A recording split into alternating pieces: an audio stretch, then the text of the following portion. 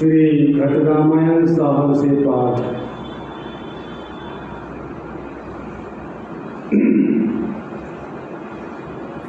कही तुलसी उन सत सत कहिया, मैं मतिहीन बुद्धि नहीं रहिया।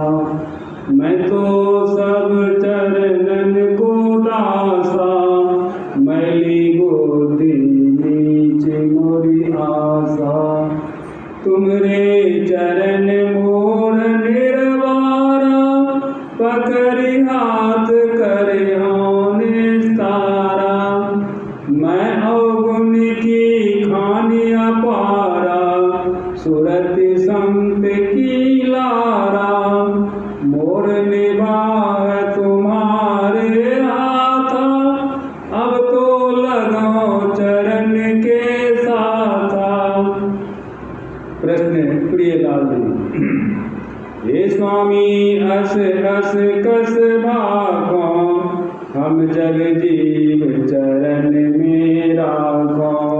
कामरु क्रोध लोभ के माते, बिसरस भोग फिरै संग साथे।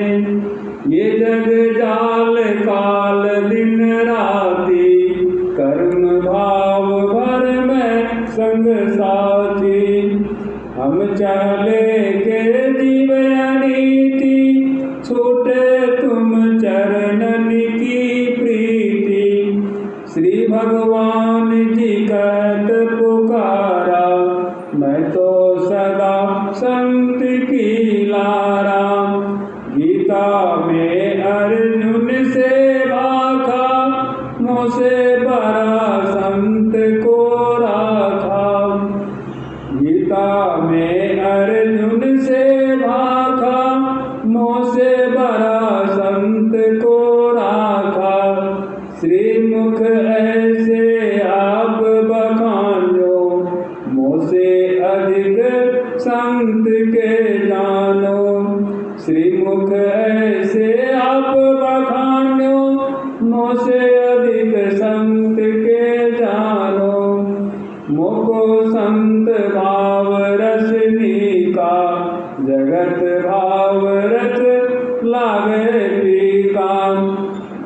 श्रीमत में अस कहत बखानी, भागवत में ओधो से बानी। स्वामी तुम सा संत सुजानी, हम निस्तार चरण में मानी। संतन की गति वेद पुकारा, नेत ही नेत न पावै पारा। महात्म सब मिल भाखा, सबसे बड़ा संत को राखा। मैं स्वामी एक पूछो बानी, कृपा करी भाखु सदानी। दास भाव पूछो मैं स्वामी, या में भेद भाव नहीं जानी। पहले जग के वेद बनावा, यह रचना कौने विधि आवा। जीव कहाँ से आया कहिए, के विधि कर्म मानी हो रही है। जीवन मुक्ति कैसे कर पावे, अपने घर को के विधि जावे।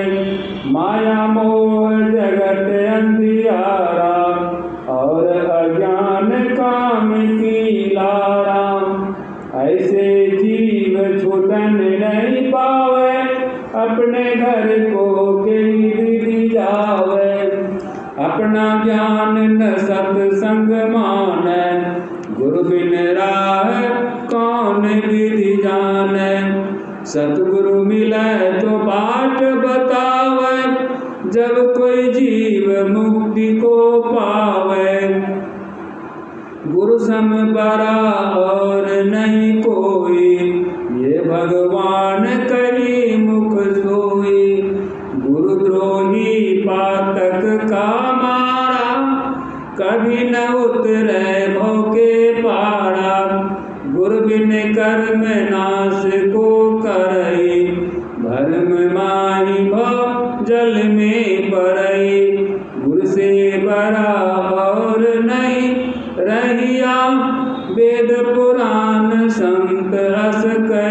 जाओ। उत्तर तुलसी साहिब की वाणी। तुलसी कहे सत्य बखाना, अस यस वेद पुराण न जाना। ये तुम भाखा सत्य प्रभावा, वेद पुराण ये विधि गावा। पुण्य संतन कछु और बखाना, सतगुरु माता भिन्न करि जाना। जगत गुरु कंठी गई बांधा, ताको गुरु का पुण्य साधा। यह व्यवहार गुरु जग सोई, मुक्ति गुरु कोई औरे होई। ये तो गुरु जगत व्यवहारी, इनसे मुक्ति न कोई विचारे। कर्म जाति देवी गुरु करई, कर्म भोग इनसे नहीं टरई। गुरु है आप कमर के माई, मेला को चेला को कैसे मुक्ताई। गुरु की करनी गुरु सोई पावै, चेला आप कर्म भुगतावै। जगत गुरु जीव पार न पावै, वो गुरु संत और गोहरावै। कन फुक्का गुरु नहीं कहाई, गुरु दयाल के औरे राही। वे दयाल गुरु समरथ दाता, जग भवजाल पार के करता। गुरु है शब्द सुरति है चेला, चिन्ह गुरु चेला सोई मेला। वे गुरु स्वामी अगम अपारा, पिंड ब्रह्मांड दो से न्यारा। ताके रूप रेख नहीं काया, वे गुरु मिले तो मुक्ति लखाया। ये तो गुरु कर्म की लारी, आप करें और कहाँ तारी। ये जानो व्यवहारी नाता, लेन देन पैसे के साथा। खान पान चेला से मांगे, गर्भवास कर देने लागे। चेला जान जाहि सोले, पुण्य पुण्य ताहि भोग कर देई। पुत्र बैल घोड़ा हुई ऊँटा, सो बिनु दिए को नहीं छूटा।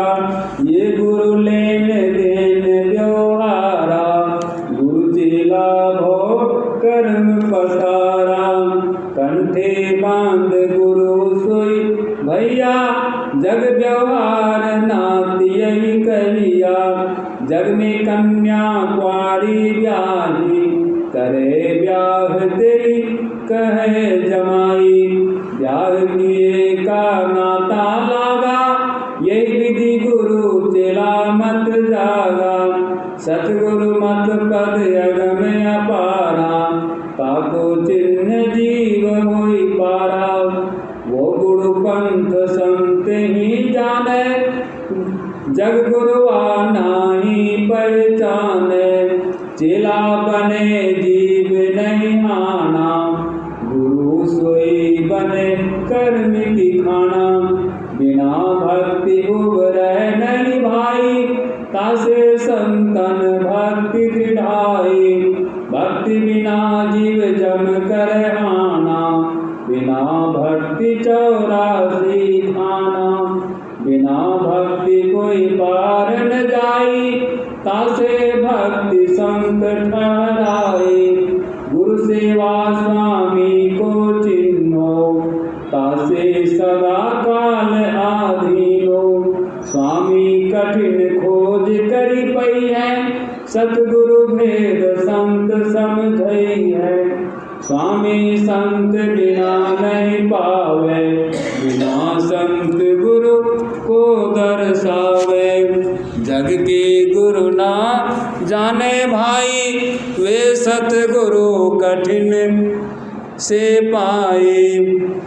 दास बने सतगुरु को पावे, दास बिना गुरु नहीं दर्शावे।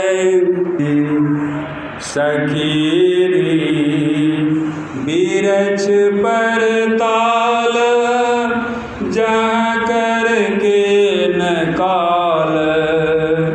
सखीरी बिरछ पर ताल, जहाँ करके न काल। बिरछा के जर नहीं पाती, बाकी दूर दूर डाल।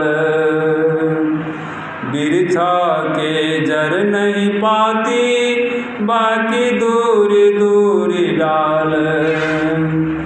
सर में सूरति अनवाई, कागा किए है मराल। संतों पंथ पे उपाए, गुरु भये दयाल।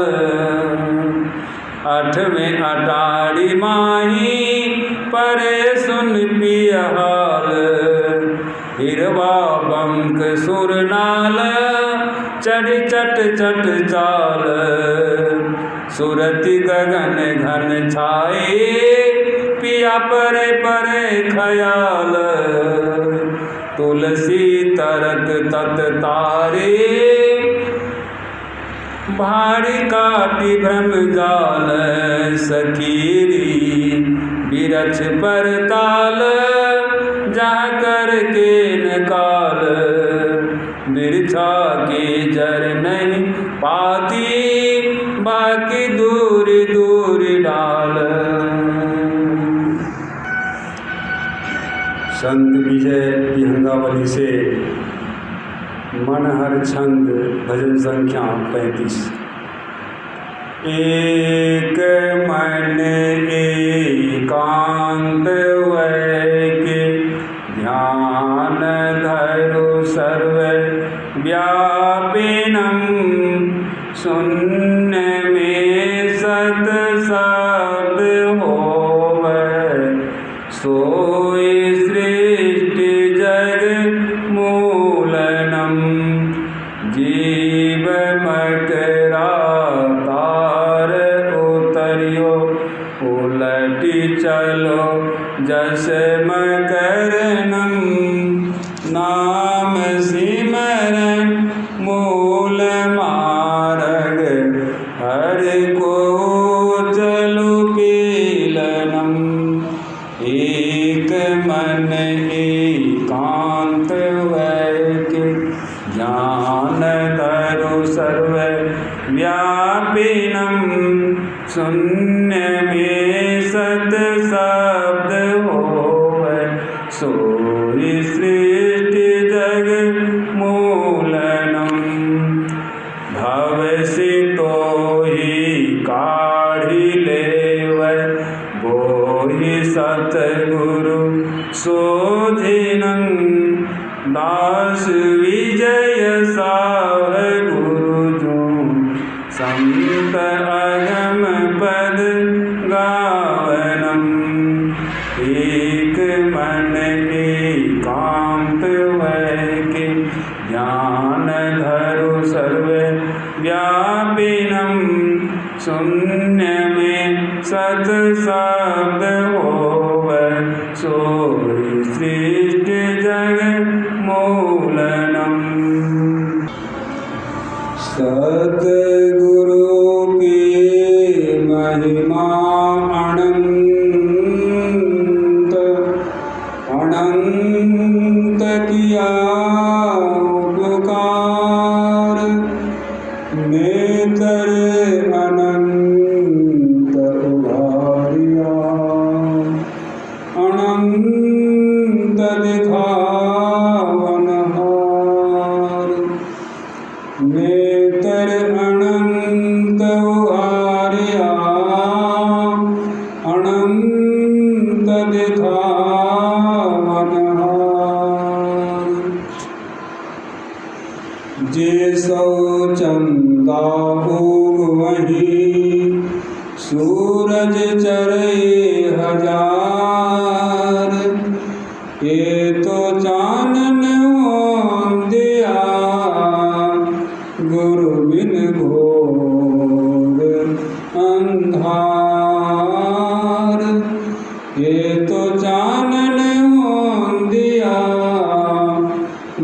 बिन घोर अंधार।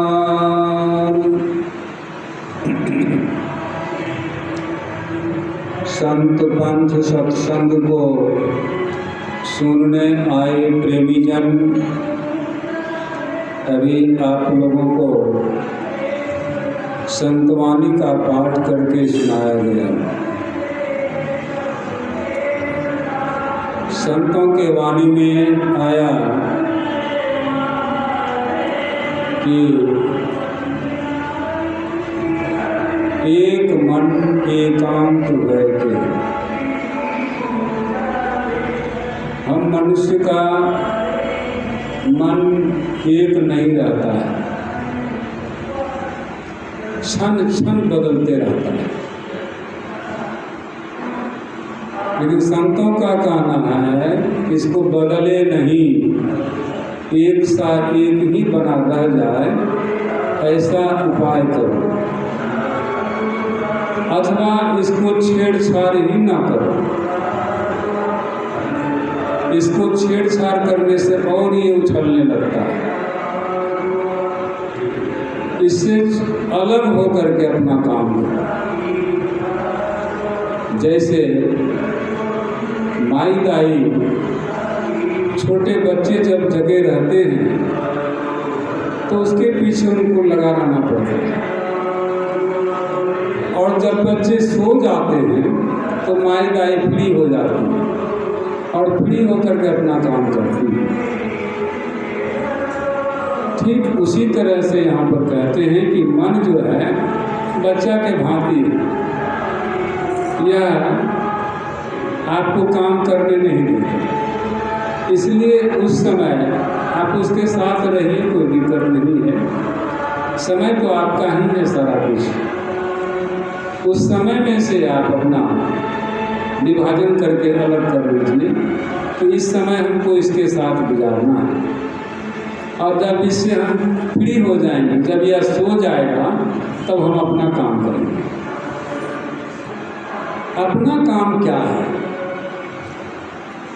यह सबों के समझ में नहीं बैठता है। अपना काम है अपने को जानना। अपना काम क्या है? अपने को जानना। गुरु नानक देव जी महाराज अपने वचन में फरमाते हैं, कर स्नान सिमर प्रभु अपना, तन मन भय निरोग। अब देखिए,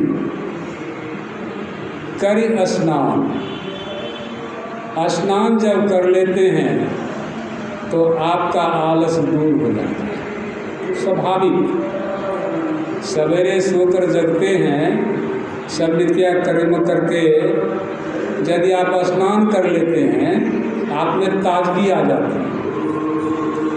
तब कहते हैं कि जब स्नान कर लिए हैं तो उस समय आप अपना मालिक का भजन कर लीजिए। कर स्नान सिमर प्रभु अपना। अपना प्रभु क्या है? अपना प्रभु है आपकी आत्मा। आपकी आत्मा का बोध आपको हो जाए, इससे बढ़ के और कोई काम नहीं है। यही मनुष्य को नहीं होता। यह जीव, संतों ने कहा, गोस्वामी जी कहते हैं कि ईश्वर अंश जीव अविनाशी, चेतन अमल सहज सुख राशि। यह जब तक चेतन में है, शरीर जड़ है, लेकिन इसके अंदर जो जीव है यह चेतनमयी है। तो इसका दूसरा रूप अविनाशी, तो अविनाशी तो एक आत्मा है, जीव तो अविनाशी नहीं हो सकता है। यह जीव और आत्मा का संबंध क्या है? जीव किसको कहते हैं? शरीर और आत्मा के बीच का जो संबंध है उसको जीव कहते हैं। उदाहरण में जैसे दो आदमी की गहरी मित्रता हुई, एक दूसरे के साथ गहरी मित्रता हुई, खूब अच्छा चलती बनती है, मतलब एक पान दो टुकड़ा होता है, दोनों ऐसा प्रेमी है। लेकिन तो उसको क्या कहते हैं? तो मित्र कहते हैं, दोस्त कहते हैं। दोस्त का अर्थ होता है दो का जहाँ अस्त हो जाए, एक ही एक रह जाए, दोनों का एक ही आत्मा हो जाए, ऐसा कहते हैं दोस्त। पति पत्नी का भी संबंध जहाँ तक है वह भी द्वैत में ही है, लेकिन दोनों की आत्मा एक हो जाए तब वह क्या हो जाएगा? धर्म पत्नी हो जाएगी, तब वह सधर्मणी हो जाएगा, वह धर्म को समझेगी। लेकिन यही नहीं समझ होने के कारण वह पत्नी की पत्नी बनी रह जाती है, एक दूसरे से अनबन बना रहता है, द्वैतता की भावना रहती है। यहाँ पर जो है जीव क्यों कहा गया इसको? आत्मा और शरीर ये दोनों के संबंध को जीव कहा गया। लेकिन इसी के बीच थोड़ा सा कोई लेन देन हो जाए, मित्र जो है, दोनों मित्र जो हैं उसके बीच में 2-4-10 रुपये का लेन देन हो जाए, समय पर नहीं दे वापस करके, तो लोग क्या कहेंगे? बेईमान है, मित्रता खत्म हो गई। अब एक पान दो टुकड़ा होता था, अब वो भी खत्म, मित्रता नाम की चीज़ नहीं रही। ठीक उसी तरह से यह शरीर और आत्मा में जब विलगाव होता है तो लोग क्या कहते हैं? ये मर गए। आत्मा कहीं जाती और आती नहीं है, वो लोग भूल में हैं कि कहते हैं कि आत्मा निकल गई। आत्मा कहीं जाने आने का स्थान ही खाली नहीं है, क्योंकि परमात्मा सर्वव्यापक है, परम विशेषण लगा हुआ है, और आत्मा पात्र के अंदर के अवकाश को आत्मा कहते हैं। और यह पात्र जब समाप्त हो जाएगा तो यह अवकाश कहाँ जाएगा? कहीं नहीं जाएगा, बाहर के अवकाश से मिल करके एक में इस अवस्था को पाने का के लिए ही हम आपको यह शरीर मिला है। इस शरीर को उपादेय का इस अवस्था को पाने के लिए तो यह जीव को हम समझ लिए, ये दोनों में मित्रता हुई तो इसको जीव कहते हैं। और जब यह मित्रता समाप्त हो जाती तो इसको कहते हैं कि शरीर मर गया, हम आदमी मर गए। तो उससे आत्मा कहीं गई आई नहीं, सिर्फ मित्रता समाप्त हुई, चेतनता समाप्त हुई। लाइट और साउंड जो है अपने आप में बंद है, तो कहीं गया नहीं है, वही चेतनता समाप्त हो गई। वही यहाँ पर कहते हैं यह शरीर जो है हमारा, जब हम अपने आप को भजन करेंगे, अपने आत्मा को जानने लग जाएंगे, तो आत्मा को जानने वाली जो क्षमता है या शक्ति है उसको कहते हैं सुरत। सुरत भी एक सूक्ष्म शरीर है, मानी हुई शरीर है, और उसका सूक्ष्म मन भी है। इसलिए कहा संतों ने कि सुरत तन मन से सांच रहत रस पीती, कोई सज्जन जइए कुफुर काल को जीती। यह सुरत जो है यह उससे मिलती है, उससे जानती है, और जानने के बाद जब आत्मा में फिनाफिल हो जाती है तो फिर ये सुरत का शब्द नहीं रहता है, सुरत नहीं रहता है, सिर्फ शब्द ही रह जाता है। और शब्द भी परम अवकाश में परिणत हो जाता है, तो वहाँ शब्द भी नहीं। तो यह संबंध जो है, यह संबंध को ही विच्छेद करना है। तो कैसे करना है? शरीर बाहर से नहीं करना है, अंदर से करना है। जैसे मान्यता है, हम अमुक को अमुक चीज़ मानते हैं, हम नहीं माने, बात खत्म हो गई। तो इससे हमको कोई स्नेह नहीं रहेगा, हमको इससे प्रेम नहीं रहेगा अंदर में। अब बाहर से तो हम दिखावा करते हैं कि नहीं आपके साथ हम ठीक है, ये अंदर की जो साधना होगी ना, तो साधना आपको अलग कर देगी। आप अलग नहीं होइएगा, लेकिन साधना आपको अलग कर देगी। अपने आप अलग होगा। और तब आपका कोई किसी को कुछ हो जाता है तो उससे कोई मोह नहीं होगा, उससे कोई स्नेह नहीं रहेगा, और आपको कोई दुख नहीं होगा। क्यों? तो मोह सकल व्याधिन कर देगा। सारा दुख का जड़ क्या है? मोह है। यह मोह जो है दुख का जड़ है। यह मोह समाप्त हो गई तो आपको कोई दुख नहीं है। आज परिवार में कोई मर जाता है तो एक दूसरे को रोते हैं, लेकिन वही गांव में दूसरा कोई मरता है जो परिवार का लोग नहीं है, दूसरा है, साधारण आदमी है, उसके लिए कोई रोता है? नहीं रोता है। हाँ, वही कोई नेता होगा, कोई जानकार पुरुष होगा, कोई महापुरुष होगा, उनके निधन पर लोग रोते हैं। क्यों? तो उनसे उनको प्यार मिलता था, उनसे उसको स्नेह था, लेकिन अब स्नेह वाला नहीं रहा, इसलिए उसको रुलाई आती है, तकलीफ होता है, मोह था उससे। लेकिन उससे भी यदि मोह नहीं रहा तब क्यों रुलाई जाएगा? अब ऐसा मोह जो है आपको संसार से तो छुड़ा दिया, गुरु जो है आपको संसार से तो मोह छुड़ा दिया, लेकिन अपने शरीर से मोह आपको बांध दिया। बात तो वहीं चली गई ना। एक कहावत है, धिया गेल पुत हुआ है जतवा के जतवे। परिवार के सदस्य से हमको मोह तो खत्म हो गया, लेकिन गुरु के शरीर से तो मुख मोह रह गया। लेकिन यहाँ पर संतों ने कहा, अभी तुलसी साहब के वाणी में आपने सुना, वह सतगुरु जो है देहधारी नहीं होता है। वह सतगुरु जो सतुपदेश करते हैं, नाम का भेद बताते हैं, अपने आप को उस नाम में रखते हैं, तब आपको भेद बताते हैं। तो शरीर का वो ध्यान करने के लिए नहीं करते हैं, स्थूल रूप का ध्यान करने के लिए नहीं करते, तब क्या कहते हैं? तो वह सूक्ष्म रूप का जो बताते हैं आपको, उसका ध्यान करने के लिए करते हैं।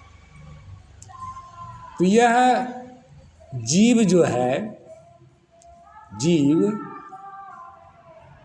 मान के चलिए एक राजकुमारी है।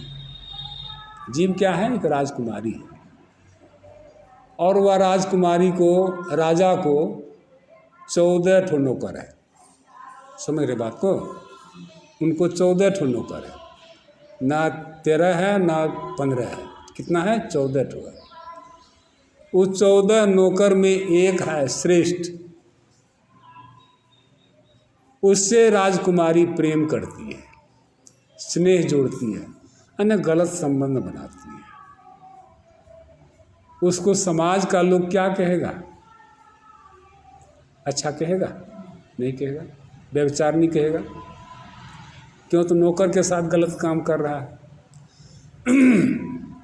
यही हम मनुष्यों का हाल है। हमारे आपके जितने भी मनुष्य हैं, सबके 14 ठो नौकर हैं। कौन है? 5 कर्मेंद्रियाँ, 5 ज्ञानेंद्रियाँ, 4 अंतःकरण की इंद्रियाँ, 14 ठो नौकर हुआ ना। मन बुद्धि चित्त अहंकार, ये 14 इंद्रियाँ का ये गुलाम है। कौन? तो जीव। ये राजकुमारी गुलाम है। लेकिन संत सदगुरु जो हैं वे इसके गुलामी से मुक्त कर देते हैं। क्या करते हैं? तो कहते हैं कि ऐ जीवो परम पिता को चिन्हो। परम पिता कौन है? परमात्मा है। कि परमात्मा से चिन्हने से पहले आत्मा को चिन्हना होगा। पहले आपके अंदर जो ये आत्मा है, ये आत्मा को जीव पहचान ले, तभी परमात्मा का पहचान होगा।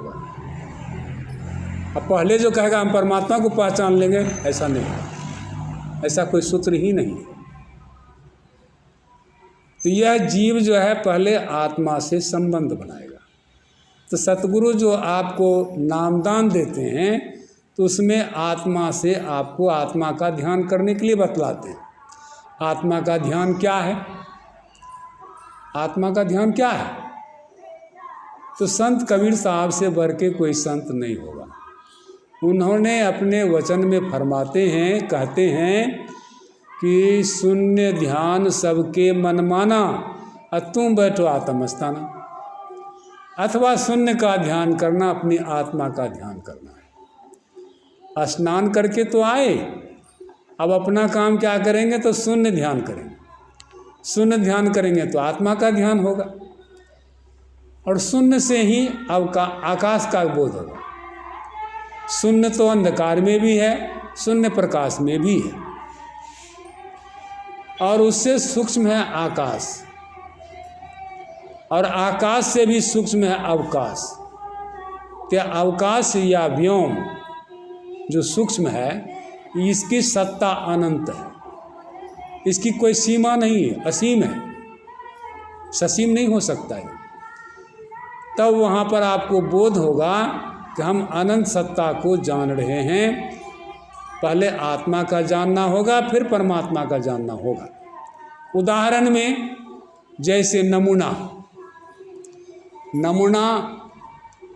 पहले के समय में हर एक ब्लॉक में एक यंत्र होता था। फील्ड पर जो ग्राउंड होता था ना, मैदान, उसमें एक यंत्र रखा हुआ था, कटोरी। बारिश के मौसम में जो बारिश होती थी, उस कटोरी में कितना पानी अटा है, कितना जल है, उसका वो नाप तौल होता था। उस नाप तौल से उस क्षेत्रफल पर गुना भाग किया जाता था।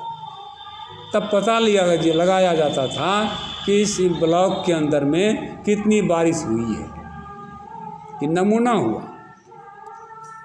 और दूसरा उदाहरण लीजिए, जैसे किसी को 100 बोरा गेहूं है, उपजा है खेत में, उसको बेचना है, क्या करेगा?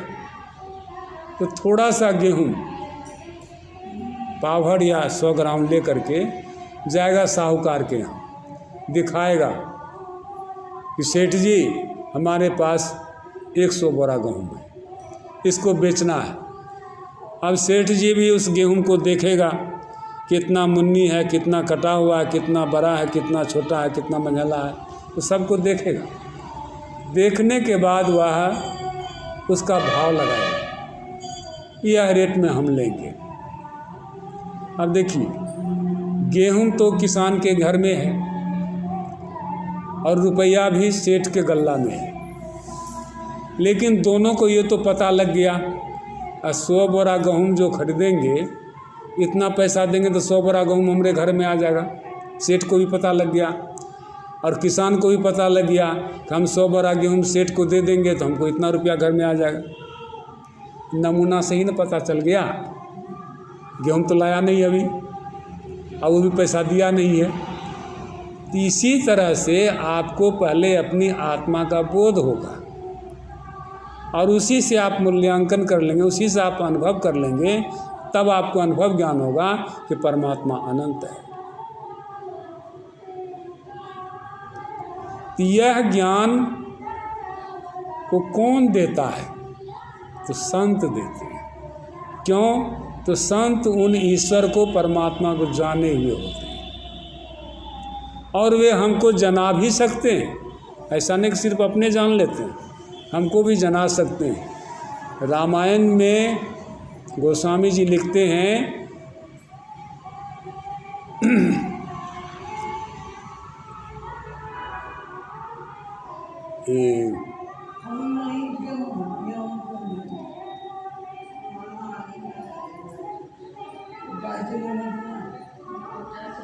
राम से अधिक राम कर दासा, राम से विशेष राम के दास को जानना चाहिए। परमात्मा से विशेष संत को जानना चाहिए। हालांकि परमात्मा से बढ़ के कोई नहीं होगा, लेकिन परमात्मा से भी बढ़ कर के संत होते हैं। चूँकि संत उस परमात्मा को जाने हुए होते हैं और हमको भी जना सकते हैं। इसलिए अभी पाठ में भी सुने कि भगवान कृष्ण ने भी कहा कि संत को हमसे विशेष करके जानो। भगवान राम भी माता सबरी को कह रही, मोते अधिक संत कर लेखा। चूँकि राम का उस समय जन्म भी नहीं हुआ था, जिस समय सबरी मातंग ऋषि के पास थी उस समय राम का जन्म भी नहीं हुआ था। तो उनके सतगुरु बतलाते हैं मातंग ऋषि कि देखो सबरी, भगवान राम का जन्म नहीं हुआ है, क्यों? तो उसके पिता का 3 शादी होगा और 3 में किसी को संतान नहीं होगा, लिखा ही नहीं। लेकिन हाँ, वही दशरथ किसी के पुत्र को मार देगा, किसी ऋषि के पुत्र को मार देगा तो ऋषि का श्राप हो जाएगा, तो उसको भी संतान होगा। तो वही दशरथ जो है श्रवण कुमार को जो मार देता है मृगा जान करके, तो उसमें उसके पिताजी को पानी लेने के लिए आए थे। गर्मी जो डुबाई तो गुड़गुड़ाहट की आवाज़ आई, तो समझा कि मृगा जल पी रहा है, तो शब्द भेदी बाण मार दिया, तो श्रवण मर गया। अब वो जल लेकर के जाते हैं उनके माता पिता के पास, कहते हैं कि ये लीजिए आप जल पीजिए। कि नहीं, तुम कौन हो? तो सत्य तो बोलना ही है। कहते हैं कि आपके पुत्र का घातक दशरथ। तब उनको उन्होंने श्राप दे दिया कि जाओ, जिस तरह से पुत्र शोक में मैं मर रहा हूँ उसी तरह से तुम अपने पुत्र शोक में तरफ तरफ के मरोगे, तरफ तरफ के मरोगे, तरफ तरफ के मरोगे, ऐसा श्राप दिया। तब उसी श्राप के कारण तीनों पत्नी को संतान हुआ। तब वही जो है भगवान के रूप में तुम्हारे आश्रम में आएंगे, तुमको दर्शन देंगे, इतना कुछ होगा, लेकिन सारा काम तो तुमको यहाँ से हो रहा है। सतगुरु से जो उन्होंने जुक्ति सीखा था, वह सतगुरु का जुक्ति राम को भी प्राप्त नहीं था, जो सतगुरु की जुक्ति सबरी को प्राप्त था। इसलिए संतों की जो यह जुक्ति होती है मुक्तिदायक होता है, इसमें किसी से संबंध नहीं रहता है, सिर्फ जीव अकेला रहता है। और यह जीव ही अकेला एक अपने पति परमेश्वर कहिए, स्वामी कहिए, मालिक कहिए, गुरु कहिए, संत कहिए, उनका आत्मा है। आत्मा का ध्यान करे, आत्मा को जाने, आत्मा को पहचाने। यही काव्य में सुनाया, एक मन एकांत है के। मन को एक कीजिए और उसका भी अंत कर दीजिए। अंत कैसे होता है? उसका संग ही छोड़ दीजिए। ध्यान करना चाहिए कहाँ? 3 जगह में, मन में, वन में और घर के कोने में। ये 3 जगह में ध्यान होता है। मन में करेंगे तो कोई मन में कर रहे हैं, दुनिया से कोई लेन देन नहीं है। वन में करेंगे तो वहाँ भी कोई दुनिया नहीं है, और घर के कोना में करेंगे तो वहाँ भी कोई नहीं है, वहाँ सिर्फ आप हैं। तो आप अपने का ही ध्यान करेंगे। और यही बाबा नानक देव कहते हैं, सिमर प्रभ अपना। जब आप अपने का सिमरन करेंगे, आपका शरीर जो है स्वस्थ रहेगा, स्वस्थ रहेगा, स्वस्थ रहेगा। स्वस्थ रहने का एक मूल उपाय यही है। यदि लोग ऐसा नहीं करता है, बाह्य आडंबर में फंसा रहता है, बाह्य कर्म कांड में फंसा रहता है, बाह्य अनुसार चलता फिरता है, खाता पीता है, तो उसको कष्ट ही कष्ट है। जो नहीं खाने का सो भी खा लेगा, जो नहीं करने का सो भी कर लेगा। और जो ध्यान करेगा तो ध्यान में उसका ख्याल देगा कि वहाँ कर्म पर ध्यान देगा, कर्म पर उसका ख्याल नहीं देगा। तन मन भय निरोग, उसको मृत्युंजय की शक्ति प्राप्त हो जाती है। भगवान शिव के शिव पुराण उमा संहिता के हुंकार प्रकरण में ऐसा उपदेश भगवान शिव का हुआ है। नादानुसंधान का भेद किनको बताना चाहिए? तो जो परम विरही, जो अति श्रद्धावान हो, देखिए श्रद्धावान होना चाहिए, और उसमें भी अति श्रद्धावान, जो धर्मवान हो, ऐसे सुपात्र को नामदान देना चाहिए। हम लोगों को ऊपर से ही हिदायत है, आम लोगों को नामदान नहीं देना चाहिए। हाँ, आपके साथ वो श्रद्धा पूरा जोड़े, सकल सिमट तुम्हारो दिस लागो, सभी तरफ से सिमट करके यदि आप सतगुरु की तरफ लगते हैं तब आपकी पूरी श्रद्धा जमती है, तब आपको वह भेद बतलाते हैं तो आप उसको अभ्यास करेंगे, क्योंकि आपने महत्व दिया है। जिस चीज़ का जो महत्व जानता है तो वह उसका आतुर हो जाता है। आया है, जे अति आतप व्याकुल होई, तरु छाया जाने सुख सोई। बैसाख के कड़ाके धूप में जो व्याकुल हो जाता, आकुल व्याकुल हो जाता है, उसको अगर तार का गाछ का भी छाया मिल जाए तो कितना सुख का अनुभव करता है। एक डूबे हुए मनुष्य को कोई लकड़ी का सहारा मिल जाए कितना वो खुशी होगा, अब हम बच जाएंगे। ठीक उसी तरह से भक्त को ऐसी परीक्षा होती है और उसको जब भेद बतावें उससे यह कहें कि 24 घंटा में कम से कम 2.5 घंटा का समय आपको इसमें देना होगा। आप रात्रि के गए रात्रि के यानी 12 बजे तक साधक लोग, 12-1 बजे रात तक साधक लोग सोकर समय गुजार लेते हैं, साधु संत सोकर समय गुजार लेते हैं, क्योंकि 12 बजे रात तक में संसारी मनुष्य विषय भोग में लिप्त रहता है, शोरगुल होते रहता है। लेकिन 1 बजे बाद में सब सो जाता है, निश्चित रूप से सो जाता है, किसी तरह का कोलाहल नहीं होता है। उस समय साधु संत जग करके भजन करते हैं। भगवान शिव इसी तरह में वे भजन करते थे। और 2 घंटा, वैसे तो उसमें दिया है 2 घड़ी, 2 घड़ी का अर्थ जानते क्या होता है?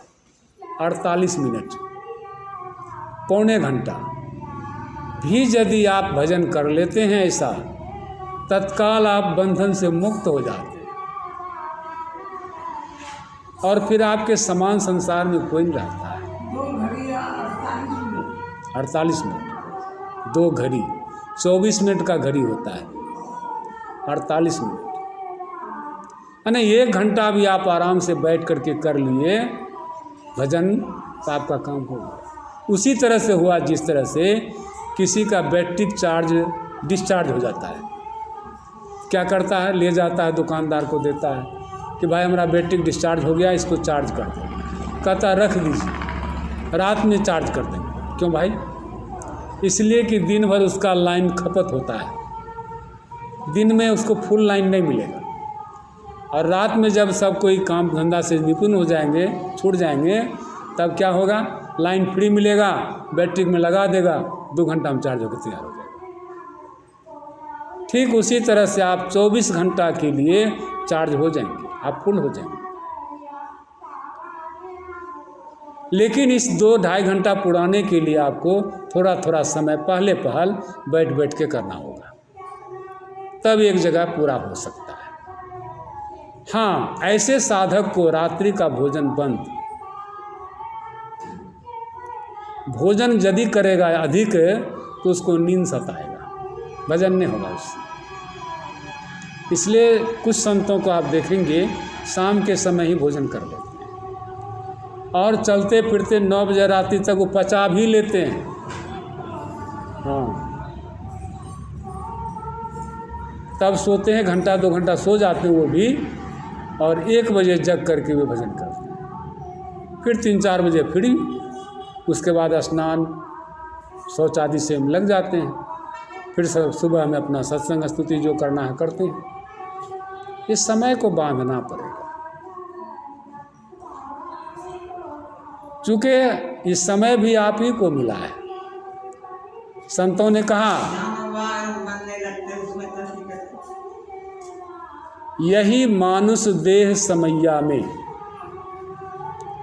2 शब्द आया इसमें, मनुष्य का शरीर और समय, समय भी नहीं है, समैया है। समैया बहुवचन शब्द है, समय एक वचन है।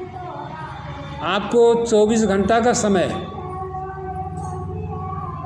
लेकिन आप नहीं कर सकते हैं तो कुछ समय को बांधिए, कुछ थोड़ा थोड़ा समय को बांधिए, उस समय में आप भजन कीजिए। और मनुष्य का शरीर भी आपको तोहफा में मिला है, ये आपका पूर्वज का दिया हुआ है। बदन विरासत में थी मिली, विरासत में मिला है, इसका मोल दीजिए, इसका महत्व दीजिए और अपना कल्याण अपने से कर लीजिए, दूसरा कोई नहीं कर पाएगा। आज तक न कोई किया है न कर पाएगा। कोई भी मुक्त को हुआ है, मुक्ति को प्राप्त किया है, अपने से ही किया है। तो अपने से आप अपना भजन कीजिए। हाँ, इसकी युक्ति अवश्य सीखिए, सीखने सिखाने वाले से सीखिए, पूरा श्रद्धा के साथ सीखिए। एक मन एकांत हुए के ध्यान धरु सर्वव्यापी, शून्य में सत शब्द होवे सोई सृष्टि जग मूलम। वह शून्य में जो शब्द हो रहा है, आकाश से नीचे की तरफ आ रही है धारा, वह सृष्टि का मूल है। वहीं से सृष्टि हुआ है, शांति से सृष्टि हुई है, शब्द निकला है, प्रवाहित हुआ है। शून्य में सत्शब्द हो गए सोई सृष्टि जगमूलम, जीव मकरा तार उतरियो। यह जीव क्या हुआ है? मकड़ी के तरह छत पर से मुंह से तार छोड़ते हुए नीचे उतर गई। अब यहाँ व्यवधान होगा तो क्या होगा? वह फिर उसी तार को पकड़ के चढ़ जाएगा। ठीक इसी तरह से हमारी सूरत, हमारी जीव इस शरीर संसार में फैल गया है। इसको सिमट करके जैसे मकड़ी के तार पर मकड़ी चढ़ गई, उसी तरह यह शब्द की धारा पर हमको चढ़ना है। सफड़ी मछली, छोटी मछली जो है उल्टी धारा पर चढ़ती, इसी तरह हम लोगों को चढ़ना है। पक्षी भी आकाश की तरफ उड़ती है, नीचे की तरफ नहीं उड़ती है, कभी भी नहीं उड़ती। हाँ, नीचे की तरफ उतरती है, उड़ती नहीं है। उड़ान जब भी भरेगी तो आकाश की तरफ, ऊपर की तरफ। तो हम जीव क्या है? विहंगम है, पक्षी। हम जीव क्या है? तो मीन है, मछली। अगर स्थूल में हम लगे रह गए तो हमको काल फंसा लेगा, हमको काल छोड़ेगा नहीं। इसलिए काल मुख से भाग जाना है, जगत पीठ दे भागरी, ऐसा करना है। जीव मकरा तार उतरियो, उलट चलो जस मकरनम, नाम सिमरन मूल मार्ग। ये मूल रास्ता है, नाम का सिमरन करना मूल रास्ता है। हर कोई चलो पीलनम, हर एक इसमें पील जाइए। आगे कहते भव से तो ही काढ़ लेवे। इस शरीर संसार से काढ़ने वाला काम कौन करेगा? आपका सतगुरु करेगा। कैसे करता है? उदाहरण में, जैसे अभी धान का बिचर पाड़ा कुछ लोग, उसी में यदि छोड़ देगा कितना धान होगा? हो सकता है चुचुर माचुर 2-4 किलो हो जाए तो हो जाए, वो भी नहीं होगा। क्यों? तो धाने पर धान है, खाली जन्म गया है। अब सूत्र कहता है कि इस धान को उखाड़ो, उखाड़ करके दूसरे जगह लगाओ, गीली जमीन में लगा दो। गीली जमीन में नमी मिलेगा, उसको धान पनप जाएगा।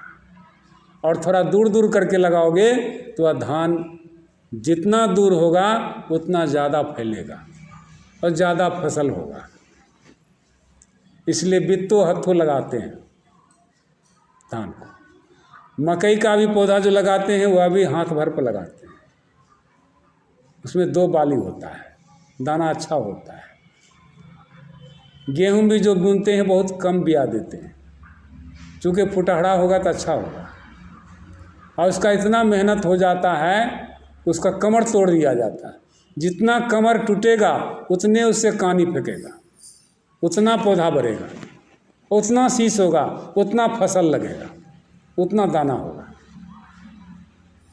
ये सब सूत्र है। उसी तरह से आज कोई साधु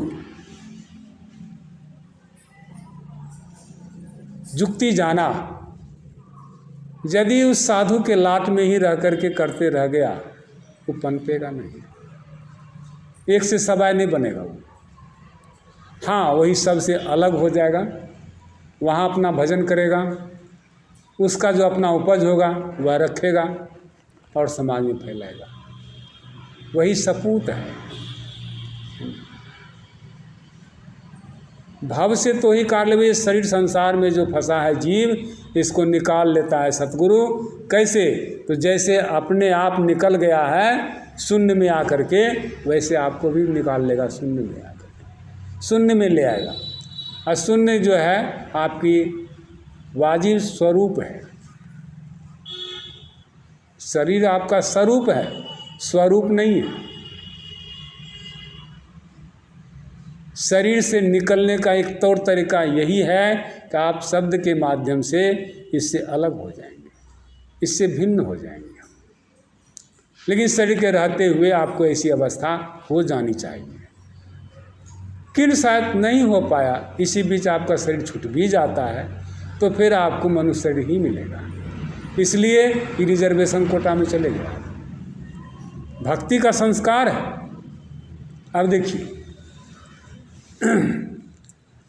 किसी मकान पर, छत पर, दीवार पर, किसी पेड़ पर बरगद का पेड़ जन्मता है, पाकड़ का पेड़ जन्मता है, वहाँ पीपल का पेड़ जन्मता है। कोई लगाने गया था? लगाने नहीं गया था, कैसे जन्म गया? और जहाँ इसका पेड़ है वहाँ गाछ नहीं होता है। पीपल के गाछ के पास में गाछ नहीं होता है, बरगद के गाछ के पास में गाछ नहीं जन्मता है, पाकड़ के गाछ के जड़ में गाछ नहीं जन्मता है। ये होता कैसे है? तो पक्षी जो उसकी दाना को खाते हैं, बीज को खाते हैं, पक्षी भी उसको पचा नहीं सकती है। वह पक्षी अपने खाती जो है, तो उसके पेट में जो जाता है वो दाना, तो भींग करके फूल जाता है, और वह जहाँ जाकर बीट करेगा, चाहे गाछ पर कर दे, चाहे पुराने जमीन मकान पर कर दे, चाहे नाला पर कर दे, चाहे कहीं घर पर कर दे, वहाँ नमी मिलेगा तो गाछ जन्म जाएगा। ठीक इसी तरह से ये भक्ति का बीज है। संत कबीर साहब के वचन में है कि भक्ति बीज बिन से नहीं, जो जो जाए अनंत, ऊंच नीच घर जन्म ले तऊ संत को संत। संत का बीज जिसके जीवन में पड़ गया, वो उसको तो किनारा लगा करके ही छोड़ेगा, चाहे जितना जन्म लेना पड़ जाए। भक्ति बीज बिन से नहीं, आय परे जो चोल, कंचन जो बिष्ठा परे घटेन ताको। यह संत जो अपने गुरु से नाम दान लेते हैं और उसको भक्ति को करते हैं, भक्ति को पचा नहीं सकते, वह बीज के रूप में वह फिर किसी के पास बीज देते हैं और उससे वो बीज तैयार हो जाता है, वह फिर वैसा वृक्ष बना लेता है। इसलिए कहा सुंदरदास जी महाराज ने, सुंदर कहत को संत तरु बची गए। संत का जो तरु है, पेड़ है, इसके नीचे में कोई बच जाता है, नहीं तो सब तो काल के अंदर चबा ही जाता है। कबीर साहब वचन में है कि चलती चक्की देख के दिया कबीरा रोज, दो पाटन के बीच में साबित बचा न हो। लेकिन उन्हीं का शिष्य कमाल साहब कहते हैं, चलती चक्की देख के हंसा कमाल ठठाए, कील सहारे जो लगे रहे कालू से न काट। संत सदगुरु के कील के सहारे जो लगा रहेगा, उसको काल नहीं चबा सकता है।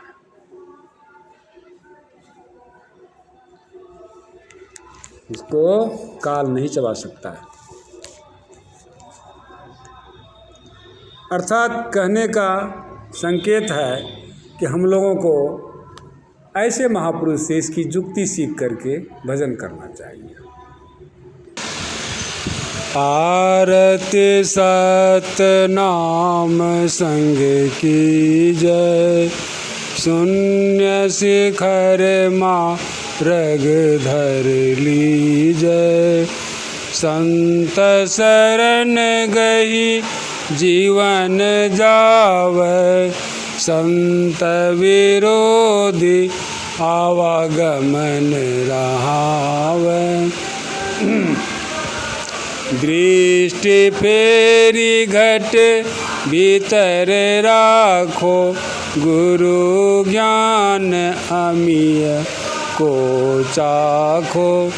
चेतन सुरत शब्द लौलाई।